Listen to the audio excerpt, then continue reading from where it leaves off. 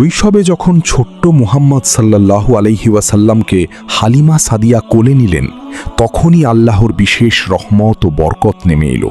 তার দুর্বল উটনি হঠাৎ দুধে ভরে গেল, আর অনুর্বর জমি সবুজ হয়ে উঠতে লাগল। যখন তিনি আমিনা বিনতে ওয়াহাবের ঘরে পৌঁছালেন, তখন তিনি শিশুটির নুরানি চেহারা দেখে মুগ্ধ হলেন।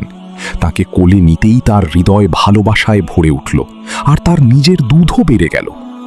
গ্রামে ফেরার পথে তাদের দুর্বল বাহন শক্তিশালী হয়ে গেল, আর বাড়িতে পৌঁছানোর পর দেখা গেল যেখানে আগে অভাব ছিল সেখানে এখন বরকত।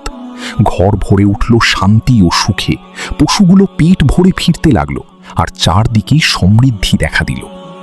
মানুষ অবাক হয়ে জিজ্ঞেস করত, এই বরকত কোথা থেকে? হালিমা সাদিয়া মুচকি হেসে বুঝে নিতেন, সবই এই ছোট্ট শিশুর বরকত। তিনি নবীজিকে নিজের সন্তানের চেয়েও বেশি ভালোবাসতেন এবং বলতেন,